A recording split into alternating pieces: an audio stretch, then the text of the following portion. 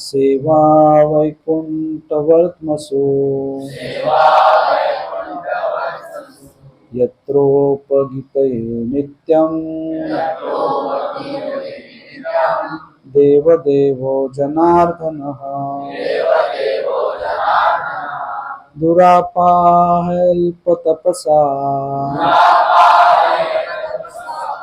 सेवा वैकुंठवर्त्मसु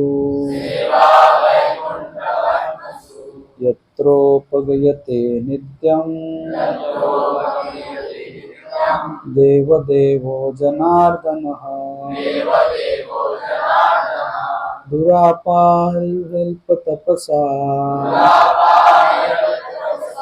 सेवा वैकुंठवर्त्मसु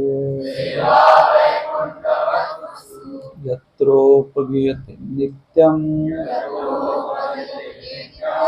देवदेवो जनार्दनः।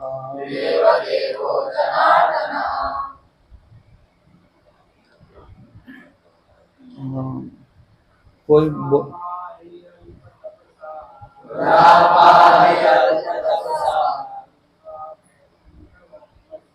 सेवा वैकुंठवर्त्मसु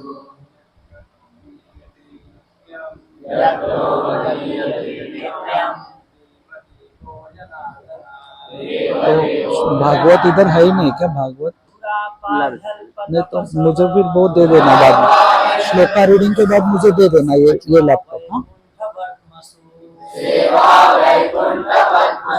अभी नहीं।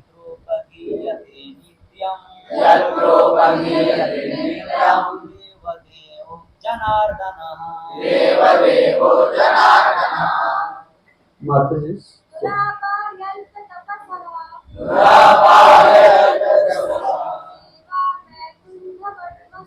सेवा वैकुंठवर्त्मसु यत्रोपगीयते नित्यं देवदेवो जनार्दनः। प्रभु जी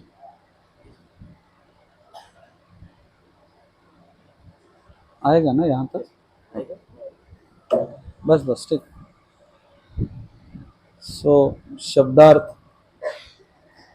उसको बस दुरापा दुर्लभ ही निश्चय ही अल्प तपसः अल्प तपस्या वाले की सेवा वैकुंठ ईश्वर के धाम के वर्त्मसु मार्ग पर यत्न जिसमें उपगीयते महिमा गाई जाती है नित्यम सदैव देवताओं के साथ देवः स्वामी जनार्दनः जीवों के नियंता। अनुवाद और तात्पर्य श्रील येसु भक्तिवेदांत स्वामी श्रील प्रभुपाद द्वारा। जिन लोगों की तपस्या अत्यल्प है वे उन शुद्ध भक्तों की सेवा नहीं कर पाते जो भगवत धाम अर्थात वैकुंठ के मार्ग पर अग्रसर हो जाते। शुद्ध भक्त 100% उन परम प्रभु की महिमा के गायन में लगे रहते हैं जो देवताओं के स्वामी तथा समस्त जीवों के नियंता है। तात्पर्य जैसे कि समस्त अधिकारियों ने ये संस्तुति की है, मुक्ति का मार्ग महात्मा जनों की सेवा करना है। जहाँ तक भगवत गीता का संबंध है, महात्मा जन वे शुद्ध भक्त है जो ईश्वर के धाम वैकुंठ के मार्ग पर चलते हैं और जो शुष्क लाभ रहित दर्शन की बातें न करके भगवान की महिमा का सदैव कीर्तन और श्रवण करते हैं। संगति ही यह प्रणाली सनातन से संस्तुत होती आई है, किंतु इस कलह तथा दिखावे के युग में श्री चैतन्य महाप्रभु द्वारा इसकी विशेष रूप से संस्तुति की गई है। अनुकूल तपस्या की निधि न होने पर भी यदि कोई व्यक्ति उन महात्माओं की शरण में जाता है जो भगवान के महिमाओं का के श्रवण और कीर्तन में लगे रहते हैं, तो वह भगवत धाम वापस जाने के पथ पर अवश्य प्रगति कर सकता है। ओम अज्ञानतिमिरन्धस्य ज्ञानाञ्जनशलाकया चक्षुरुन्मीलितं येन तस्मै श्रीगुरुवे नमः। श्रीचैतन्यमनोभीष्टं स्थापितं येन भूतले स्वयं रूप तदा मह्यं ददाति स्वपदान्तिकं। वन्देऽहं श्रीगुरो श्रीयुतापदकमलं श्रीगुरुन् वैष्णवांश्च श्रीरूपां साग्रजातां सहगणा रघुनाथान्वितं तं सजीवं साद्वैतं सावधूतं परिजनसहितं कृष्ण चैतन्य देवं श्रीराधा कृष्ण पदां सहगणा ललिता श्री विशाखान्वितांश्च।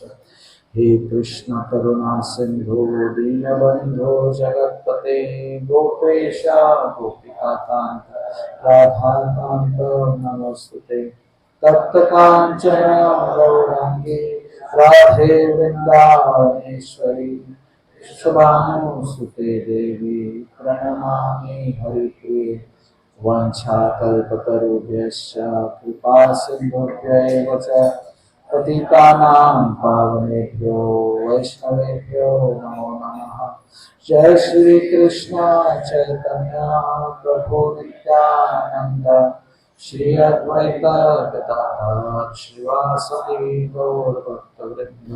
हरे कृष्णा कृष्णा कृष्णा हरे हरे, हरे राम राम राम हरे हरे। नमो विष्णुपादाय कृष्णपृष्ठाय भूतले श्रीमते भक्तिवेदांत स्वामी नामिने। नमस्ते सरस्वती देवी गौरवाणी प्रचारिणे निर्विशेष शून्यवादी पाश्चात्य देशकारिणे। हरे कृष्णा। सो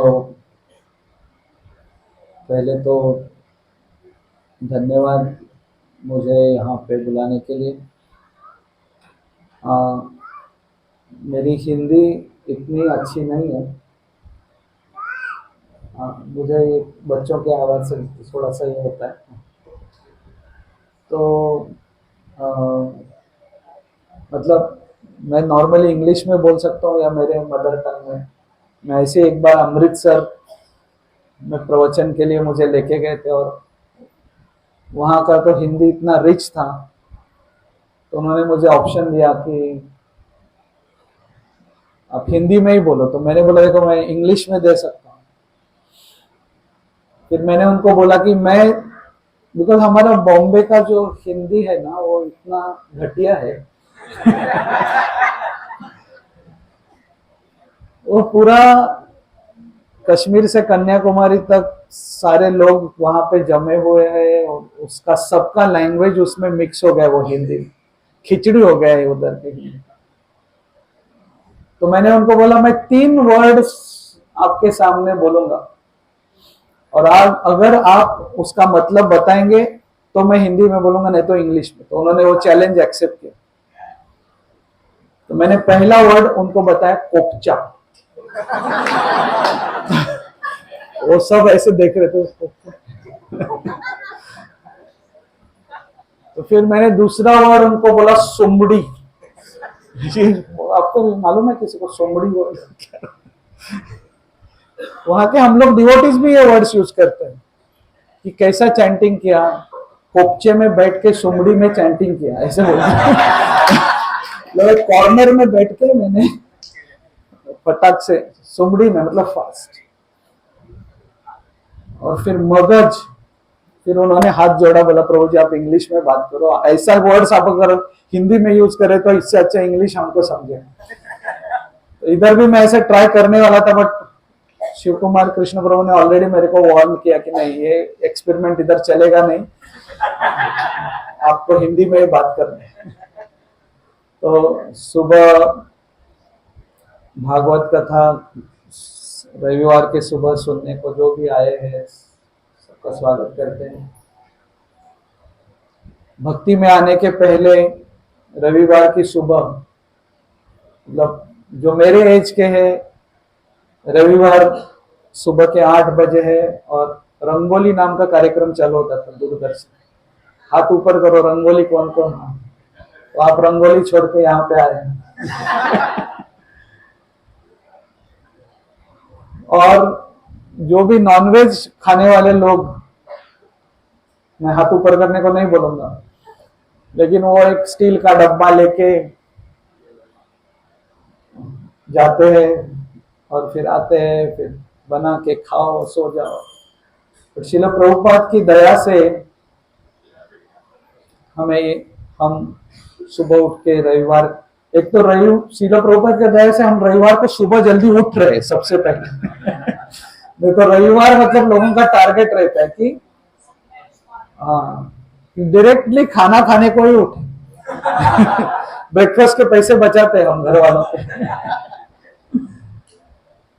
तो प्रभुपाद जी की दया से हम सुबह उठ रहे हैं, आ रहे हैं। श्रीमद् भागवत को अमर कथा भी बोलते हैं, उसका दूसरा नाम। ऐसे बोलते हैं एक पुराणों में कि नारद मुनि एक बार पार्वती माता को मिलने आए, जानबूझ के, जब भगवान शिव नहीं थे। ये जानबूझ के मैं यहाँ पे बता रहा हूँ बिकॉज ये शिव जी का धाम। और उन्होंने पार्वती जी को बोला कि ये शिव जी जो गले में माला पहनते तो अपने जैसी माला नहीं रहती। वो तो कौन सा माला होता है? स्कल। स्कल। मेडिकल स्टूडेंट बैठे कि यहाँ पे कोई डॉक्टर हो? स्कल, खोपड़ी। तो जो माला है वो स्कल्स की माला होती है। मेडिकल स्टूडेंट्स को हम लोग बताते हैं कि कभी भी स्कल आपको अगर बाय एनी चांस पढ़ना है तो रूम के अंदर पढ़ो। उसके बाद भी हमारा एक मेडिकल स्टूडेंट एक बार एंथुजियाज्म में उसने बॉम्बे के लोकल में वो स्कल निकाला ऐसे, और स्कल लेके तो सब लोग ऐसे डब्बे में उतर गए। आधे से ज्यादा लोग, क्या है डायरेक्टली उसने मेडिकल स्टूडेंट के लिए ये रहता। तो शिव जी के लिए भी उतना कुछ वो इशू नहीं है। तो वो मेडिकल स्टूडेंट्स के बाप है सबके, तो वो तो स्कल ऐसे गले में लेके घूमते हैं।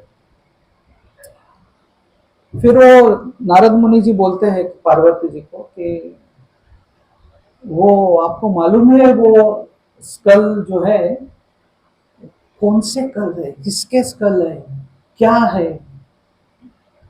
तो पार्वती ने बोला कि मैंने कभी सोचा नहीं। तो बोले उसको पूछो, पूछो उनको। और आपको जैसे मैं बता देता हूँ, टिप टिप देता हूँ आपको, टिप। वो सारे लेडीज स्कल है। तो फिर वो ऐसा सब वातावरण क्रिएट करके वो चले गए। और हस्बैंड जो है, भले वो डॉक्टर नहीं है, लेकिन वो घर पे आके उसको वाइफ का पल्स समझता है। तो शिवजी जब घर पे आए तो देखा कि पल्स ज्यादा है, बीपी बढ़ा हुआ है। आराम से हंसो हंसो बिंदास। बीपी बढ़ा हुआ है। तो एक्चुअली मैं तो बोलता हूँ कि एक ऐसा फैसिलिटी घर में होना चाहिए कि आजकल ये ब्लूटूथ वगैरह आ गया है, तो माताओं के यहाँ पे कुछ रिस्ट पे बैंड लगाया जाए और उसका डिस्प्ले घर के दरवाजे पे होना चाहिए। पल्स कितना है, बीपी कितना है। तो पल्स 100 से ज्यादा है मतलब समझने का कि जो पल्स जो योगी लोग होते हैं उनका पल्स 60 रहता है, नॉर्मल लोगों का 70 रहता है। तो हस्बैंड को देख के ही घर पे आने का कि 70 है, चलो अंदर जा सकते। तो शिवजी ने वो देखा कि पल्स 100 से ज्यादा है, बीपी नॉर्मली 120 80 रहता है। मैं डॉक्टर हूँ, सबको बता रहा हूँ, थोड़ा एजुकेट भी करते जा रहा हूँ। तो उन्होंने देखा बीपी भी 160 120 है, बढ़ा हुआ है। फिर उन्होंने अंदर जाके पूछा कि क्या है, मैटर क्या है? बोले ये लेडीज कल है। हाँ लेडीज कल। तो तुमने बताया नहीं, तुमने कभी पूछा नहीं मुझे किसके है? बोले तुम्हारे ही है। तुम्हारे पिछले जन्म के सारे स्कल मैंने संभाल के रखे हैं, वो है। ओ ऐसा है क्या? देन पार्वती ऐसे सोचने लगी कि मतलब बहुत सारे जन्म मेरे हुए। बोले जब भी तुम्हारा अंत होता था तो मैं वो स्कल निकाल के रखता था याद के तौर पे, यादाश्त के अपने बीबी थी कर। तो वो बोले कि फिर आप कैसे अमर है और मैं क्यों नहीं होगी? बस तुमने ये भागवत अमर कथा नहीं सुनी। तो बोली मुझे सुननी है, फिर मुझे भी अमर होना है आपकी तरह। और उसके बाद शिव जी बोलते ठीक है, बट ये सुनना जो है ना भागवत, ये ऐसे नहीं होता है, हमको कहीं और जाना पड़ेगा। और उसके लिए वो घर से पहले बाहर निकले, मैं आपको एक स्थान पे लेके जाता हूँ। तो पहला हमको अगर भागवत सुनना है तो पहले घर से बाहर आना। अभी बहुत सारे जगह, आई डोंट नो वाराणसी में भी ये ऑनलाइन रिले होता है क्या, यूट्यूब पे वगैरह? आपका पूछ रहा हूँ, होता है? अच्छा वही हो रहा है, very good। तो अगर रिले हो रहा है तो हमको लगता है घर पे भी सुन सकते हैं, लेकिन घर पे जब चालू करते हैं तो फिर माताओं को याद आता है कि ये पोछा भी लगा देते हो तो दोनों साथ में हो जाएगा। तो प्रभु जी सोचते हैं कि ये जो ऑफिस का थोड़ा सा काम पड़ा है वो, फिर माता जी प्रभु जी को बोलते हैं कि सब्जी लेके आओ, तो प्रभु जी कान में ये डाल के मार्केट में जाते हैं, ये कितने का, वो कितने का, ये कितने का। तो फिर होता क्या है ये सब चक्कर में कि हम एक्सक्लूसिवली नहीं सुन सकते। हाँ, जब भी घर में छोटा बच्चा है और हमको मतलब एकदम ही छोटा बच्चा है जिसको लेके नहीं आ सकते, जो उठा नहीं है, जो बीमार है, तभी हमें ये फैसिलिटी यूज करनी चाहिए। अदरवाइज शिव जी ने पहला स्टेप लिया कि वो पार्वती जी को लेके निकल पड़े बाहर। कहाँ पे? अमरनाथ। तो ये जो अमरनाथ धाम है उसका नाम इसके लिए अमरनाथ हुआ क्योंकि वहां पे ये अमर कथा, भागवत कथा वहां पे शिव जी ने पार्वती जी को सुनाई। फिर उन्होंने घर संसार सब छोड़ना पड़ता है भागवत के बैठने के लिए। हमसे मोबाइल नहीं छूटा जाता। फिर वो जैसे गए तो अमरनाथ के वहां पे बेस पे जब वो गए तो उन्होंने नंदी को बोला कि तू अभी यहाँ पे रुक जा, हम लोग ऊपर। तो नंदी बोले मुझे भी उस साथ में लेके जाओ। तो नंदी बोले तुम क्या है ना, तुमको एक शिंग है, दो शिंग, जिससे आपको मालूम है ना, बुल बुल जो होता है ना, आप लोग गाय जो है वो गाय जो एकदम शांत रहती है, बट बुल ऐसे आते जाते लोगों को उड़ा देता है अननेसेसरी कभी कभी। अब हम लोग यूट्यूब पे वीडियोस वगैरह देखते हैं कि आदमी जा रहा था ऐसे ही शांति से, वो आया और उसने उड़ाया। तो बोले तुम्हारा पावर दिखाता है लोगों को, इसलिए तुमको मैं यही छोड़ के जा रहा हूं। तो ये जो टेंडेंसी है भागवत सुनने के लिए, सबसे पहले ये टेंडेंसी बाजू में रखनी है। हम लोग हमारा पावर दिखाते कि मैं कितना पावरफुल हूं, अननेसेसरी लोगों को तकलीफ देते क्योंकि हमारे पास पावर है। हम देखते हैं ना कुछ कुछ लोग ऐसे रहते हैं, कुछ लोग पुलिस वाले रहते हैं, कुछ, सब लोग नहीं, कुछ कुछ लोग रहते हैं। तो अरे क्या कर रहे हैं सीनो, ऐसे ही चिल्लाएंगे। उनको दिन भर कोई मिला नहीं तो, या कोई स्कूल का टीचर है, प्रिंसिपल है, ऐसा नहीं कि सब लोग ऐसे रहते हैं, मैं जस्ट बता रहा हूं। तो पावर होता है तो लोग यूज करते हैं। फिर उन्होंने जो अपने गले में जो स्नेक रहता है, बस उसको रख दिया नीचे। तो ये कथा सुनने के लिए उन्होंने पार्वती को सिखाया कि स्नेक जो सर्प होता है उसमें मत्सर भावना बहुत होती है, और भागवत जो है परम निर्मत्सरा नाम सता, जो दूसरे का मत्सर नहीं करते उनके लिए। जब तक हम दूसरे लोगों का मत्सर करते हैं हमको लगता है अरे वो क्यों ऐसा है, मैं क्यों नहीं हूं, एक्चुअली मैं डिजर्व करता हूं उधर बैठना, ये एक्चुअली मेरे लिए है लेकिन उसको मिला है, अभी जाने दो। फिर सांप डसता भी है, जाके मत्सर करता है और डसता है। देखो सांप से हमारी किसी की दुश्मनी नहीं रहती, बट रास्ते से जा रहे तो आता है और डसता है, मत्सर करता है। फिर लास्ट स्टेप उन्होंने अपने सर के ऊपर जो चंद्र था उसको भी छोड़ दिया।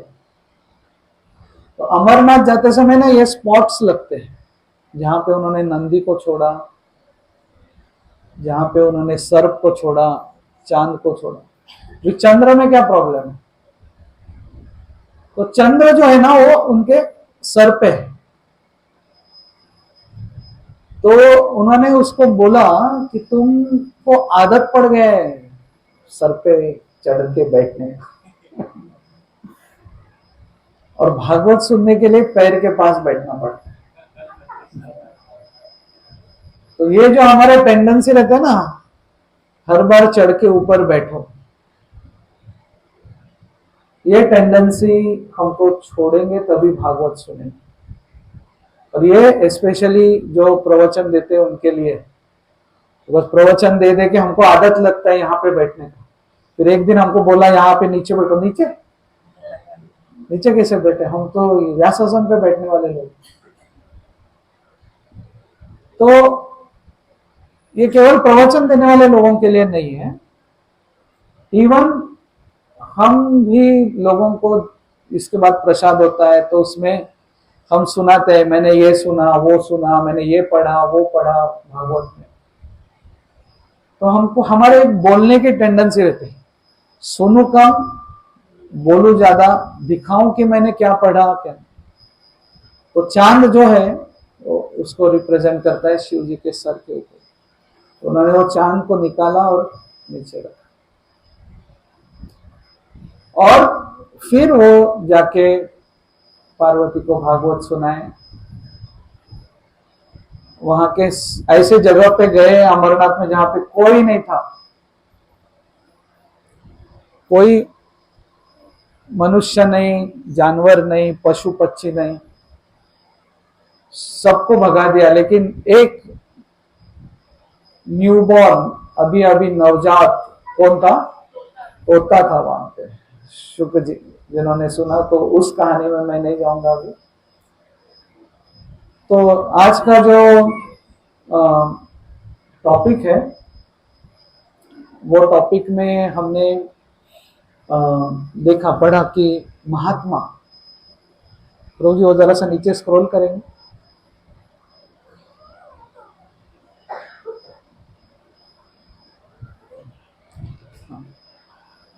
नीचे तात्पर्य में जाइए। तो महात्मा जनों की सेवा करे। तो हम लोग अभी उन महात्माओं के बारे में, दो महात्माओं का आज तिरोभाव दिन है। उसमें से एक है रघुनंदन ठाकुर और दूसरे है बंसीदास महाराज। तो जो कितने बजे तक चलता है ये,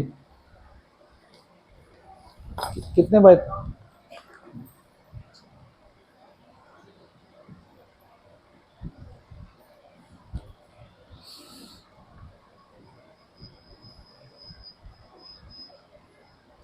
तो वंशीदास बाबा जी महाराज के बारे में मैं पहले आपको बताया, आपने कितने लोगों ने उनका नाम सुना है। हमारे गुरु परंपरा में प्रभुपाद, भक्ति सिद्धांत सरस्वती ठाकुर, गौर किशोरदास बाबा जी महाराज, भक्ति विनोद ठाकुर, और उसके बाद बंशीदास बाबा जी महाराज का एक फोटो आपने देखा रहेगा।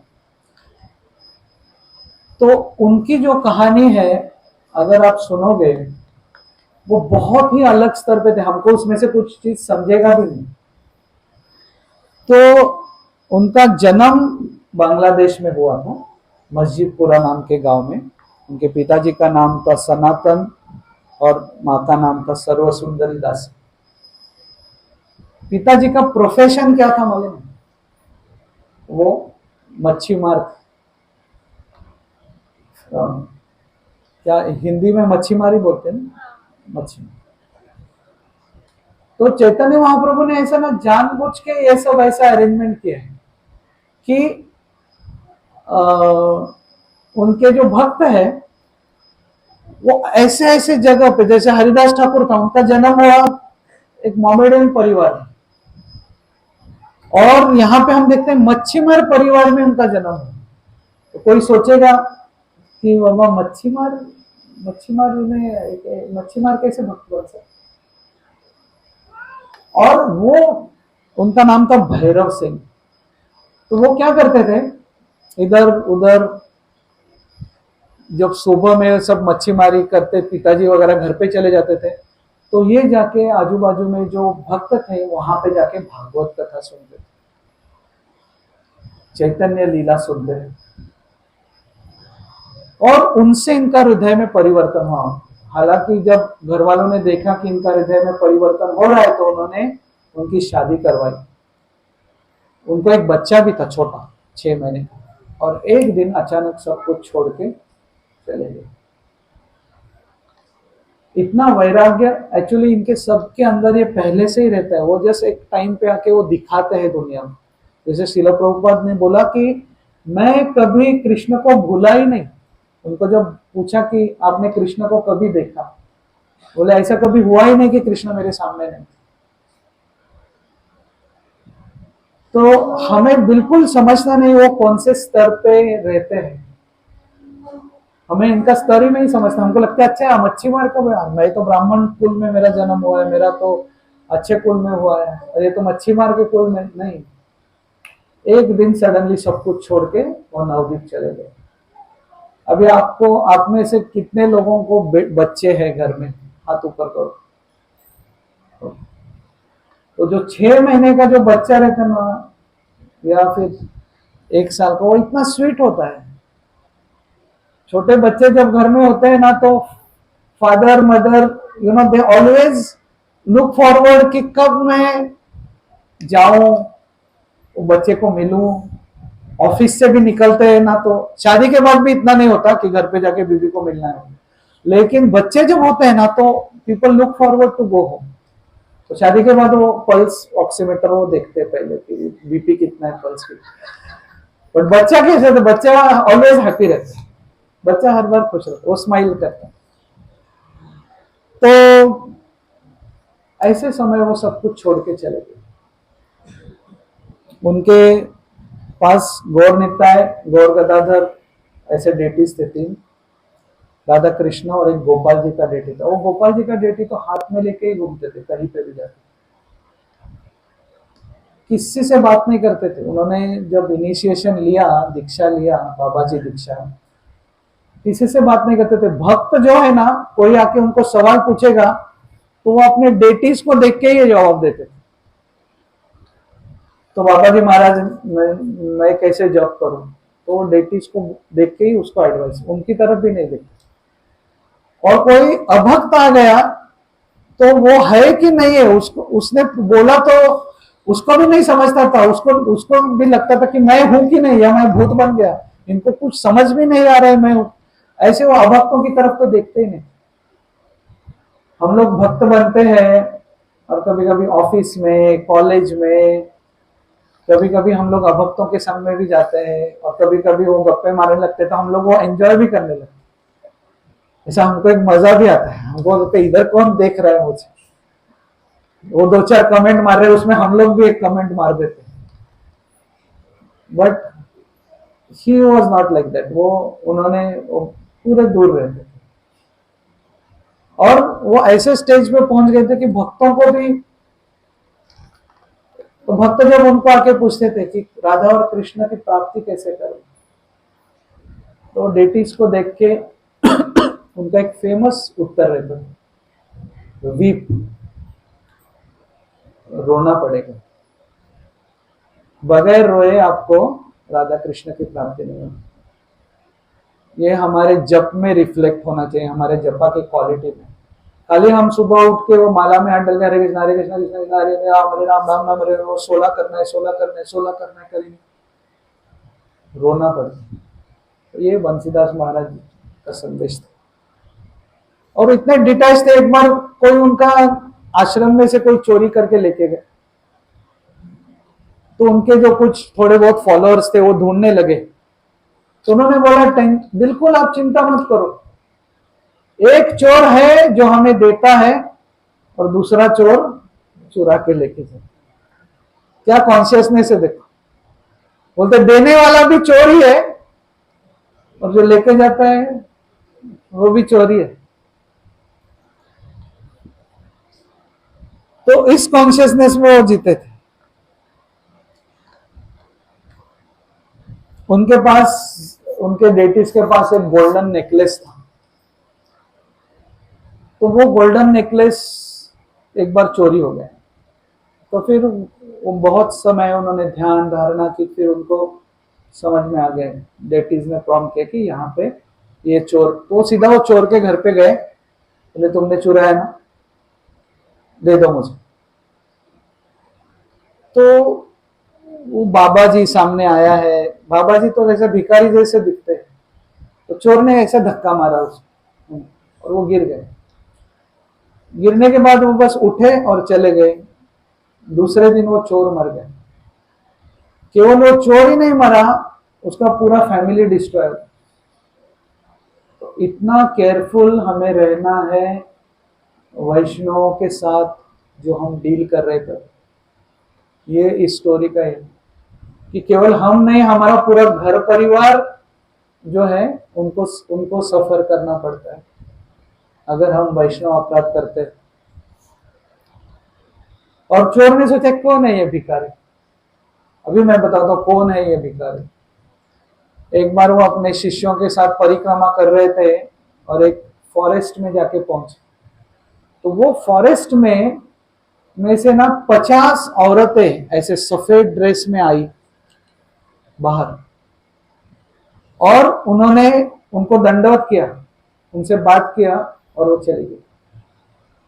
तो शिष्य लोग, उनको कुछ समझ में नहीं आ रहा, तो उन्होंने आजू बाजू के गांव वालों को पूछा ये कौन कौन कौन थे ये।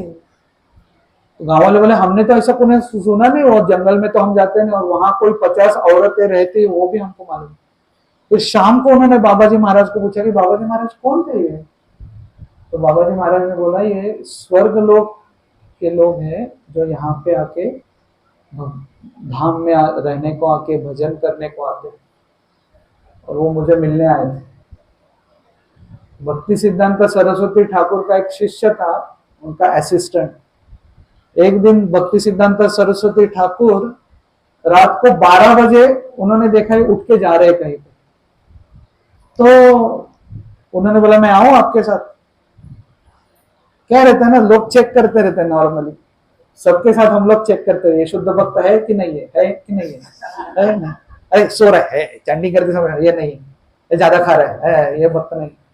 हम लोग कॉन्स्टेंट जजमेंट में रहते हैं। शिष्य भी गुरु को देख के क्या ये संत है कि नहीं है उसको मालूम है क्या, बताओ मैंने क्या भोग लगाया, आपके फोटो को लगाया, ऐसा नहीं रहता है।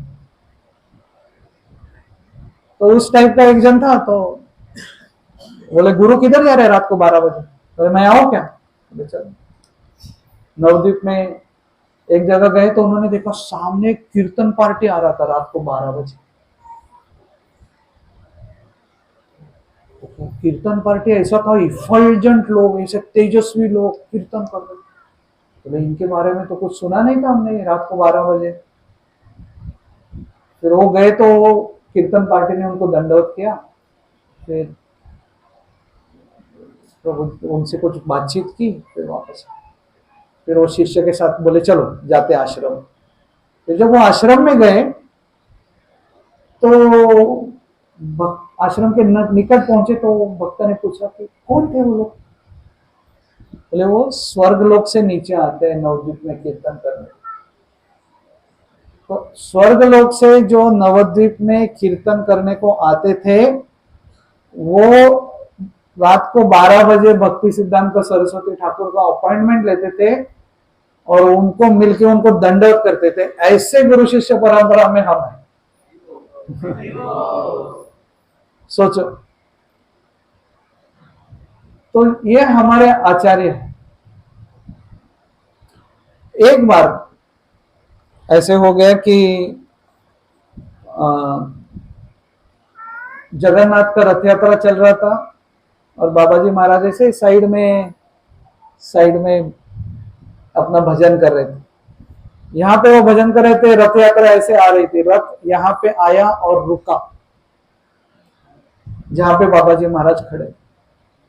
लोग खींच रहे, रथ आगे नहीं जा रहे, उन्होंने हाथी बुलाए, रथ आगे नहीं जा रहा है। तो जगन्नाथ दास बाबा जी महाराज उधर गए और उन्होंने जगन्नाथ के साथ बात किया, खड़े रह के सामने।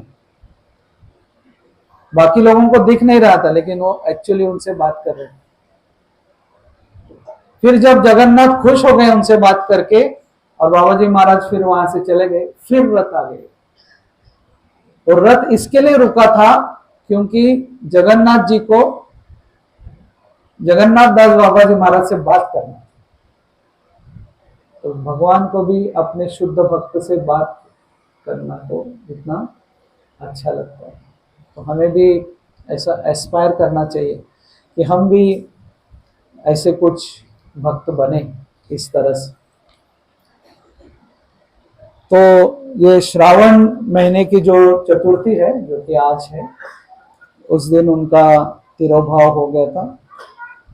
बहुत कुछ हमको सिखा के गए कि कैसे भजन करना चाहिए। कॉन्स्टेंटली दिन रात वो भजन करते थे। जब हम लोग जो पढ़ते हैं ना कि सततम कीर्तयन्तो माम, ऑलवेज रिमेम्बर कृष्णा, विस्मर्तव्य न जातुचित, कि हमको कभी भूलना नहीं है, ये इसके लिविंग एग्जाम्पल थे। वृंदावन में जाते थे, मायापुर में भी रहते थे, वृंदावन में खुद कई बार गए, और जाते थे तो 7-7, 8-8, 10-10 दिन एक ही जगह पे रहते, अपने डेटीज के लिए कुकिंग करते थे। यहाँ पे भी आके गए हैं आपके गांव में। दूसरे जो आचार्य है जिनका आज तिरोभाव दिन है, वो है रघुनंदन ठाकुर। उनका जन्म वसंत पंचमी को हुआ था 1510 में, और वो भी आध्यात्मिक जगत में भगवान के सखा थे, मंजीरी थे। कटवा नाम का गांव है, कटवा सुना है आपने? कटवा मायापुर आप अगर जाते हैं तो हावड़ा स्टेशन से कटवा लोकल निकलता है, वो कृष्णा नगर रुकता है, वहां से उतर के आप मायापुर जा सकते हैं, और उसका लास्ट स्टॉप है कटवा। वहां पे चैतन्य महाप्रभु के बाल काटे गए थे, एक नाई ने उनके बाल काटे थे कटवा में। और वो कटवा में एक गांव है, आप श्रीखंड खाते हैं सब लोग, यहाँ पे श्रीखंड आम्रखंड, तो गांव का नाम श्रीखंड है। और वहां पे मुकुंद दास, नरहरि ठाकुर और माधव दास करके 3 भाई रहते थे। ये मुकुंद दास वैद्य थे, उनके फादर थे रघुनंदन ठाकुर। मुकुंद दास भी बहुत उच्च कोटि के भक्त थे। ये मुकुंद दास जब राजा के पास, उधर के नवाब के पास उनके वैद्य थे, पर्सनल फिजिशियन, तो वहां पे वो जाते थे और वो उनको ना चामर करते थे उनके सेवक। तो मुकुंद दास ने एक बार वो राजा को देखा और फिर वो सेवक देखा चामर, और चामर पे उनको चामर जो व्यजन जो होता है पीकॉक फेदर, तो उसमें वो मोर पंख उन्होंने देखा और उनको कृष्ण की याद आ गई और वो वहां पे चक्कर आके गिर गए। हम लोग कृष्ण को याद करते करते हमको चक्कर आ जाता है ऐसे। हमारा उल्टा है, कृष्ण कृष्ण कृष्ण करके हम लोग ऐसे होते, उनका याद करके फिर ये होते। और वो राजा ने उनको पूछा क्या हो गया, तो बोले नहीं मुझे थोड़ा मिर्गी का तकलीफ है, इसके लिए मुझे थोड़ा चक्कर आ जाता। तो छुपाते थे। हम लोग क्या बोलते थे, नहीं वो क्या हुआ ना, वो मोरपंख को देखा ना तो मुझे कृष्ण की याद आती, कृष्ण की याद आती है तो मुझे अष्टविकार होते हैं, थोड़ा दैट्स ओके, ठीक है, होता है कभी कभी, आपको नहीं होता रहेगा, आपको आप मेरी तरह जप कीजिए तो आपको भी होगा। छुपाते थे। तो हमको हमारा भजन जो है, जो हम कर रहे हैं, ज्यादा बड़ा चढ़ा के लोगों को नहीं बताए, वो हमारी संपत्ति है, लोगों को प्रेरणा देने के लिए, ठीक, इन बार बार आके पब्लिक अनाउंसमेंट नहीं करता है। जैसे हमारा धन है, आप रास्ते पे लेके जाओगे और बोलेगा देखो मेरे पास धन है, मेरे पास धन है, तो आपको मालूम है क्या होगा, चोरी हो जाता। तो वैसे ही हमारी जो भक्ति है ये हमारा धन, जितना जरूरी है उतना हम लोगों को प्रेरणा देने के लिए लोगों को बताते हैं। तो ऐसा नहीं कि बिल्कुल ही छुपा के रखें, दूसरों को प्रेरणा देने के लिए उसको यूज करें, दूसरों से प्रेरणा भी ले, इवन जूनियर आदमी है उससे भी प्रेरणा लेना चाहिए। तो उनके डेटिस थे, उनके डेटिस का नाम था श्री श्री राधा गोपीनाथ। तो श्री श्री राधा गोपीनाथ की, तो हमारे भी मुंबई में डेटिस का नाम राधा गोपीनाथ है। तो नॉर्मली मैं वो मंदिर छोड़ के कहीं जाता नहीं, बट शिव कुमार कृष्ण प्रभु और हमारे राम बिहारी प्रभु ने काफी प्रेशर मारा मेरे को। और संडे था तो उनकी सेवा करते थे। तो एक दिन उनको जाना था बाहर ड्यूटी के लिए, तो उन्होंने अपने बेटे को बोला कि भोग लगा दे। ये तो स्टोरी आपने कहीं सुनी रही। तो बेटा था रघुनंदन, तो माँ ने बेटे के हाथ में भोग दिया, तो भोग लेके गए, फिर भगवान को भोग लगाए, बोले आप खाओ मैं आता हूँ। थोड़ी देर बाद ऑल्टर खोला तो बोले आपने तो खाया ही नहीं। तो भगवान तो जो है अंगानी यस्य सकलेंद्र, तो हमने आंखों से खा, ऐसा नहीं चले, आपको खाना पड़ेगा, आप प्लीज खाओ, आपको अच्छा नहीं लगा। वो इतना डेस्परेटली, ये डेस्परेशन जो है ना, उत्कंठा, उससे ही कृष्ण प्राप्त होते। जैसे हम शंकराचार्य के एक शिष्य थे, उनके बारे में कहानी सुनते हैं कि वो एक वन में बैठ के नरसिंह भगवान का नाम ले रहे थे। ऐसा नाम लेते लेते वन में घूम रहे थे, तो फिर शिकारी आया वहां पे, और शिकारी ने पूछे किसका नाम ले रहे? बोले नरसिंह। बोले क्या है? बोले इसको अभी कैसे समझाओ, नरसिंह भगवान कौन है? बोले ये एक अलग जानवर है, तो ऊपर सिंह है, नीचे आदमी है। बोले मैंने तो ऐसा कभी देखा नहीं जंगल में, मैं जंगल में। तो बोले नहीं, तुम जाओ, तुमको नहीं मिलेगा, मैं उसको उनको मैं खुद कई सालों से ढूंढ रहा हूं, तो तुमको क्या मिलेगा? तो बोले ऐसा इस है? बोले 100% ऐसा है कोई जिसको इधर सर सिंह का है, बॉडी नर का है? बोले है इसी यहाँ पे। बोले हाँ ठीक है, मैं ढूंढ के निकाल। क्या नाम है? नरसिम्हा। तो नरसिम्हा नरसिम्हा नरसिम्हा नरसिम्हा के फिर खाना पीना सब छोड़ दिया और बस चिल्लाते रहे नरसिम्हा। भगवान आ गए सामने। क्यों? डेस्परेशन, उत्कंठ, ये चाहिए। ऐसा हमें रोज जप करना चाहिए, हरे कृष्णा कृष्णा कृष्णा हरे हरे, हरे राम राम राम हरे।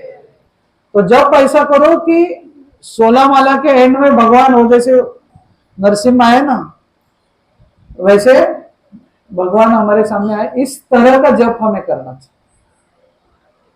हमारा जप क्या रहता है कि वो लास्ट का बीड 16 माला के बाद वो काउंटर बीड ऐसा ऊपर करो और बीड बैग में कम रखो, तो कैसे आएंगे भगवान? हम लोग रखते रखते बोले मैं तुम अभी जाओ मेरा हो गया। तो इस तरह का जप करने से नहीं प्राप्त होंगे। उत्कंठा, तो उन्होंने बोला कि जब तक मिलेगा नहीं खाऊंगा नहीं मैं कुछ। तो एटलीस्ट ये रूल हम फॉलो कर सकते हैं। एटलीस्ट मैं करता हूँ। माताओं के लिए जरा सा डिफरेंट है, कुकिंग वगैरह करना पड़ता है। तो प्रभुगण तो आराम से कर सकते हैं कि जब तक 16 माला होती नहीं कुछ नहीं खाने का। ऑफकोर्स जरा डिफिकल्ट है, कुछ लोगों को जॉब पे 7 बजे जाना है वगैरह, बट जिनको जरा सा देरी से जाना है 9-10 बजे, एक ऐसा रूल बने। ऑफकोर्स उसमें बीमार मत गिर जाओ, बट जिन लोगों को पॉसिबल है कि एक माला भी बाकी है तो भी फिर नहीं। मैं नॉर्मली मेरी तरफ से बहुत मेरा ऐसा एक प्रयास रहता है कि 16 माला पहले बाद में खाओ। तो उत्कंठा ये रघुनंदन में थी, तो रघुनंदन ठाकुर बोले कि आप खाओ। तो भगवान वो इतना ही हो गया कि मैं यहां से हिलूंगा ही नहीं जब तक आप नहीं खाए। फिर भगवान ने खाया पूरा प्लेट साफ करके। फिर वो प्लेट खाली प्लेट लेके माँ के पास गए तो माँ ने बोला प्रसाद किधर है? तो भगवान ने खा लिया। अभी नॉर्मली माँ आपका बेटा आपको ने भोग लगाने को बोला, मतलब पिज्जा बनाया आपने, बर्गर बनाया या नूडल्स बनाया और बेटे को भोग लगाने को बोला, तो क्या होता है? ऐसा ही होता है ना, भोग के बाद वो खाली लेके आता, खाली थाली, थाली खाली कैसे खा लिया। तो माँ ने कुछ बोला नहीं, तो पिताजी आए तो उन्होंने, ये अपने इंडियन ट्रेडिशन में बहुत पहले से चल रहा है। माँ ने बताया कि ऐसा ऐसा हुआ, पहले ही रिपोर्ट किया। पर पिताजी थे ना, उनको मालूम था कि वो एकदम उच्च कोटि का भक्त, छोटा था। तो उन्होंने बोला एक एक्सपेरिमेंट करते हैं। उनके हाथ में लड्डू दिया, बोले आप ये वापस करो ऑफरिंग। तो वापस लड्डू लेके गए। भगवान डर गए, बाबा तू वापस आ गए। ये पिताजी ने बोला कि खाओ रहे, मेरा तो पेट भर गया। तो क्या आप इतना जगन्नाथपुरी में इतना खाते हैं? तो बोले आधा खाऊंगा। फिर उन्होंने वो आधा लड्डू खाया, बोले अभी पेट भर गया मेरा। तो ये सब मुकुंद दास देख रहे थे पर्दे के पीछे से, और उनको दोनों हुआ, मतलब शौक भी लगा ये समझ के कि अपना बेटा कितना कितना उच्च कोटि का भक्त है। तो वो आधा लड्डू अभी भी है। जो लोग, उनके लिए वो भगवान ने आधा खाया, जो लोग भोग लगाते हैं और सोचते हैं कि भगवान खाते हैं कि नहीं, ऐसे लोगों के लिए भगवान ने वो आधा ही खा के छोड़ दिया। और क्योंकि भगवान को उसको टच हो गया था, वो आधा लड्डू अभी भी श्रीखंड करके जो गांव है कटवा के पास में, गोपीनाथ की डेटीज भी उधर है और वो आधा लड्डू भी उधर है। खराब नहीं हुआ। ऐसा लड्डू क्या 1 महीना 2 महीना, 1510 की बात कर रहे थे, 1515, 5 साल के थे तभी की कहानी। अभी हम 2023 में 500 साल हो गए, लड्डू ऐसा ही। ऐसे बहुत सारे चीज है जो भगवान का टच हो गया और वो ऐसे, जैसे हमारे महाराष्ट्र में विदर्भ, जहाँ से रुक्मिणी, हम जैसे हमारे बाजू में गुजरात है, तो सारे बॉम्बे में गुजराती लोग रहते हैं, तो सारे हमारे सामने बोलते हो कृष्ण तो हमारे गुजरात का है, द्वारका। हम बताते उसकी बीवी तो हमारे विदर्भ मराठी। तो भगवान जब रुक्मिणी को हरण करने गए थे, लोग आजकल वो मैसेंजर यूज करते हैं ना, मैसेंजर मोबाइल, तो Rukmini was the first lady, उसने सबसे पहले मैसेंजर यूज किया, ब्राह्मण मैसेंजर, उसको भेजा, वैष्णव मैसेंजर। तो कृष्ण को अप्रोच करना है तो वैष्णव मैसेंजर के थ्रू अप्रोच कर सकते। और भगवान ऐसे है कि रुक्मिणी का शादी दूसरे दिन था, तो रात में द्वारका से निकले। हमारे महाराष्ट्र में जो रात का बस रहते हैं उसको रातरानी बोलते, रातरानी। यहाँ पे आई डोंट नो कुछ नाम है कि नाइट के बसेस का कुछ ऐसा स्पेसिफिक, तो नाइट बस, स्लीपर कोच। तो रात को नॉर्मली बैठ के, मतलब वो नींद बराबर से नहीं होती है, वो सब प्रॉब्लम होता है। लेकिन वो भगवान रात को निकले और आके पहले से जाके रुक गए उधर एक झाड़ के नीचे, दूर दूर है वो, तो वो कौंडिन्यपुर के करके जगह जहाँ पे इस्कॉन का मंदिर भी है, आई थिंक परम पूज्य लोकनाथ महाराज जी ने वो बनाया है। तो वो वहां पे झाड़ है, तो भगवान ने वो झाड़ को हाथ लगाया, वो झाड़ अभी भी है, वो झाड़ मरा ही नहीं, वो 5000 साल से वैसे। ऐसे बहुत सारी चीजें, जैसे द्वारका के पास में जो रणछोड़ राय जी का मंदिर है, रणछोड़ राय जी पहले द्वारका में थे, वहां से वो चले गए डाकोर, और वो एक जो उनके भक्त थे उनको उन्होंने बोला तो तुम आओ द्वारका में, तुम बैलगाड़ी लेके आओ, मैं तुम्हारे साथ चलता हूं। तो वो बैलगाड़ी लेके आ गया। वो मंदिर जो था रणछोड़ राय जी का पहले द्वारका में था, और एक बूढ़ा भक्त था, उनको हर साल मिलने आता था। तो बहुत ज्यादा बूढ़ा हो गया, तो एक टाइम आया, बोला अभी तो मैं नहीं आऊंगा। तो तू कैसे नहीं आएगा, तुम्हारा गांव कौन सा है? डाकोर। मैं आता हूँ डाकोर, तुम खाली मुझे लेने को आ जाओ, तो अपन साथ में रहेंगे उधर। तो बैलगाड़ी लेके आया, बैलगाड़ी लेके आया, तो लोग बोले क्या ये टाइम बैलगाड़ी लेके आया, क्या प्लान क्या है? बोले नहीं, वो भगवान बोला है मेरे साथ आएंगे। तो सब लोग हंसे, सब लोग हंस रहे थे, पूरे द्वारका में सब लोग हंस रहे थे उसके ऊपर। बैलगाड़ी लेके आए, भगवान ने इसको सपने में आके बोला है रणछोड़ राय ने कि मैं आ रहा हूँ, और रात में वो सो गए वो बैलगाड़ी में। तो रणछोड़ राय जी मंदिर के बाहर आए, उसको जगाए, बोले उठ उठ चल, भागते, सब लोग सो रहे। और वो जा गए, फिर वो तो बूढ़ा था, लोग कैसे ड्राइविंग करते करते सोते हैं ना। आपके साथ कभी तो हुआ रहेगा कोई यात्रा में। अभी मैं वृंदावन गया था, तो वृंदावन से गोवर्धन जा रहा था, तो वो सो रहा था, बिकॉज पुरुषोत्तम मास था, बहुत लोग आ रहे थे, तो वो इतना दिन रात ड्यूटी कर रहा था वो ड्राइवर रिक्शा का, वो सो रहा था, तो मैं उसको जगा रहा था, मेरे को टेंशन आ गया। मुझे लगा यहीं पे वो कहीं पे, देखो कुछ होता तो धाम में मरता था, लेकिन मुझे धाम में मरने का भी टेंशन आ रहा था। हम लोग उस स्तर पे नहीं है ना। भगवान इधर आके हमको अगर बोलेंगे चलो आपको यहां से मैं वैकुंठ लेके जाता हूं, हम लोग बोले नहीं, हमको घर पे जाने का है। हमको बताया था क्लास सुनेंगे, प्रवचन, फिर प्रसाद होगा, उसके बाद घर पे। ये ऐसा नहीं चलेगा चलो करके। क्योंकि हमारे मन में प्रेम नहीं है भगवान के प्रति। वो प्रेम जब उत्पन्न होता है, जैसे एक लड़का है लड़की है, उन दोनों का प्रेम है, वो लड़का लड़की के घर पे जाता रहता है, चलो, तो लड़की भाग जाती। प्रेम है, प्रेम उत्पन्न होता है तो आदमी कहीं पे भी जाने को तैयार होता है। हम लोग बोलते हैं मुझे कृष्ण अच्छा लगता है, मेरे मन में प्रेम है, लेकिन हम छोड़ने को तैयार है हमारे घर वालों को,